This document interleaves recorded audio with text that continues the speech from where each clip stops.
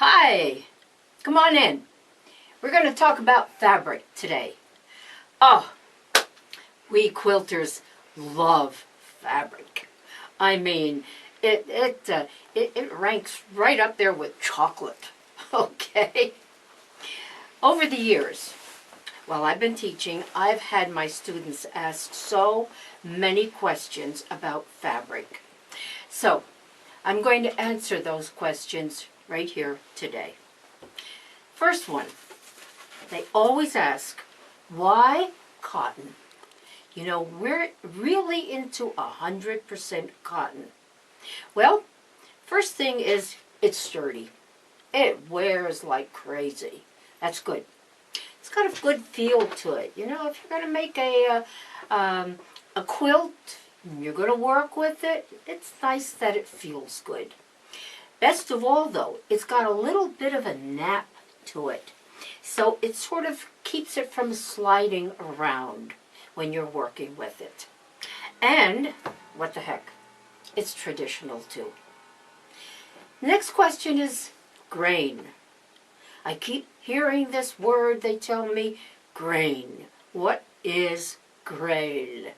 You know what? All it is it's the threads that are used to weave the fabric. That's all.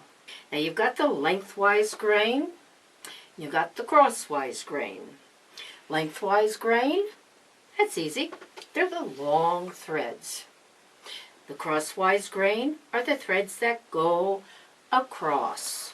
You know what? They're not the same. If you cut a piece out of your lengthwise grain, that piece is going to be very stable because all of the threads that were used on the lengthwise grain have been stretched just as hard as they can. They had to, or they were going to sag. Okay? But the crosswise threads, they just go back and forth, and just lay there. Nobody has stretched them out. So, when you cut something on the crosswise grain, you got a little bit of give. See? All right? So when you have a pattern that tells you, cut on the lengthwise grain, hey, they're not kidding. There is some piece in that pattern that just can't deal with this stretch. Now, I cut a lot of my stuff out on the crosswise grain because I like that little give. When I want to fiddle around with something, you know, and get a corner matched up, that little give allows me to do that. So unless the pattern states, I generally use the crosswise grain. Next question. We used to tear these things. Why don't we now? Well, you see, the finish on the old cottons used to be done with a kind of a starch. So when you worked with it and washed it and wore it, you know, that starch sort of moved around and the whole thing went back to the grain. Okay? Today, they finish it with a sizing that's resin. Oh! And when you work with it and it moves around, it goes back to the resin set.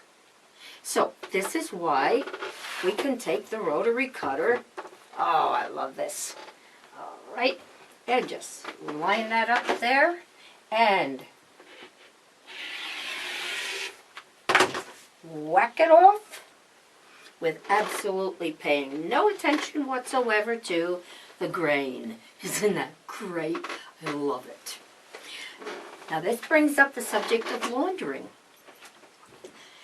When you launder your fabric, well, if you launder your fabric, okay, I tell you how I decide whether I want to launder it or not. I'm going to do to the fabric, before I use it, anything that I think my two children will do to the fabric later on. Okay? So if I'm going to make a quilt that's going to be used and washed, I launder the fabric before I cut it up.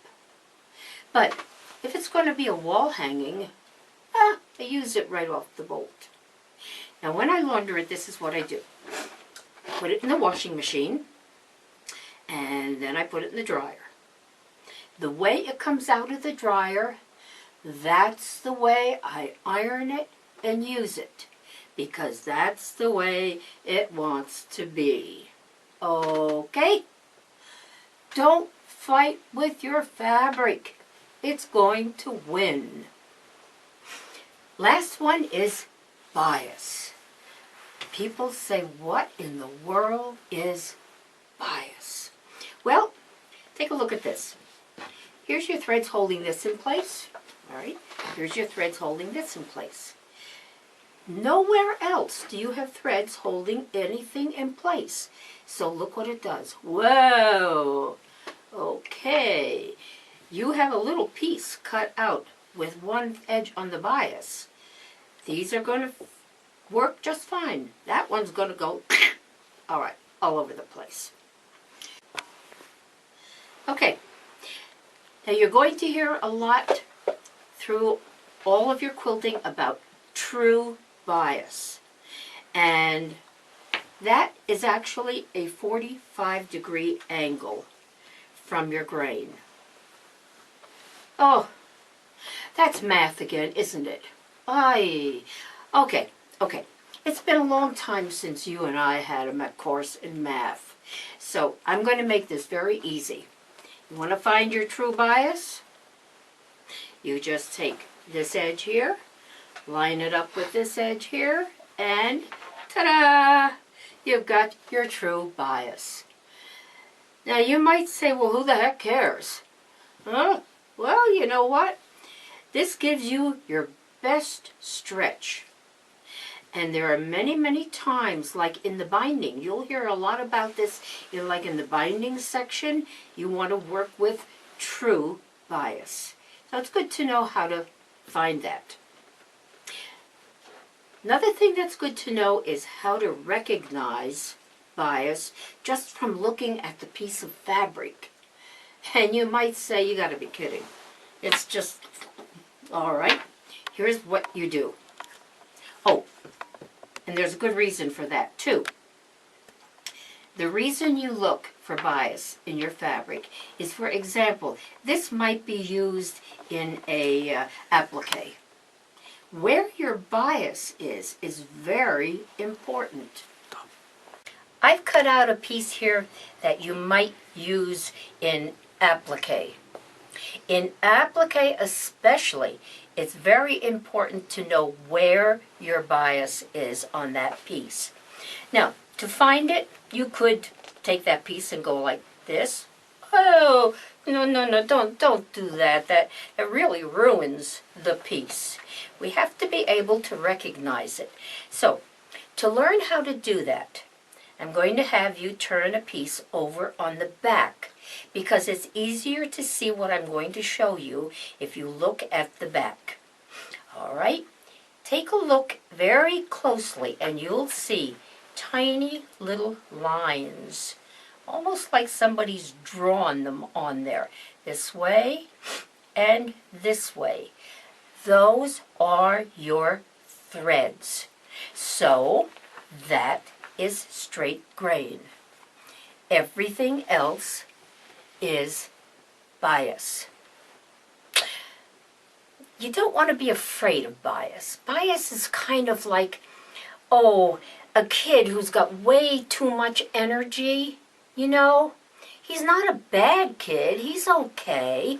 You just need to learn how to handle him. That's bias. You just need to learn how to handle it. And you will hear a lot about bias in my future videos. Okay, I hope this has all helped. Thanks for dropping by. See you again. Bye.